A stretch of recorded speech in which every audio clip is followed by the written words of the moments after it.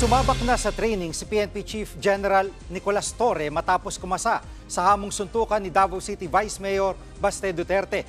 Nangunguna sa balita si Brian Castillo. Brian, anong ginawang paghahanda ni General Torre? Humataw sa training itong si PNP Chief Police General Nicolas Torre III sa boxing gym ng PNP Sports Center dito sa Camp Crame. Yan ay matapos kumasa ng hepe ng PNP sa hamong suntukan ni Davao City Vice Mayor Sebastian Baste Duterte.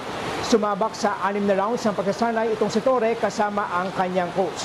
Bagamat dati rin niyang nasubukan itong boxing noong siya ay kadete pa lamang ng Philippine National Police Academy o PNPA, aminado si Torre na malaki yung pinagbago ng kanyang pangangatawan. Mahina na nga ako eh. Pero marami nagka-interest sa larong ito. Kaya just to give them an entertainment, medyo para we can have a sort of credibility in showing up. Nag-refresh tayo ng konti sa ating mga dating ginagawa. Pero handa pa rin naman daw itong si Torre, lalo't for a cause naman yung kanilang magiging bakbakan. At sakaling matuloy nga, ang lahat ng kikitain sa event ay mapupunta sa mga biktima ng bagyo at pagbaha.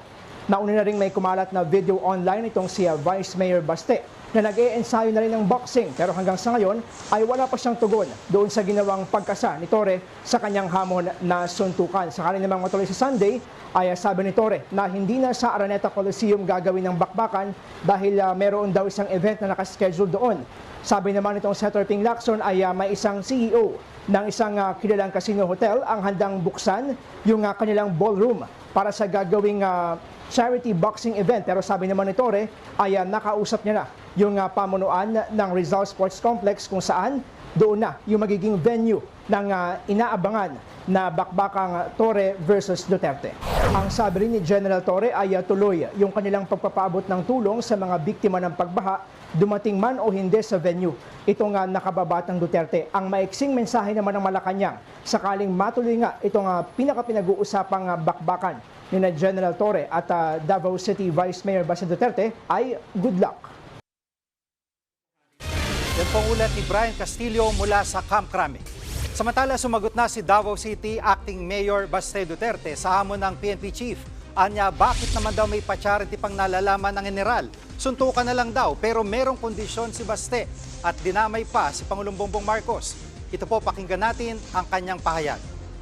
Kung gusto mo lang talaga ng suntukan, bakit kailangan mo pa ng charity?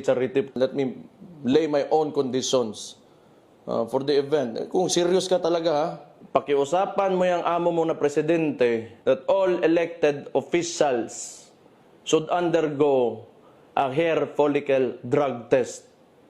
Papalagan ko yung charity mo na yan.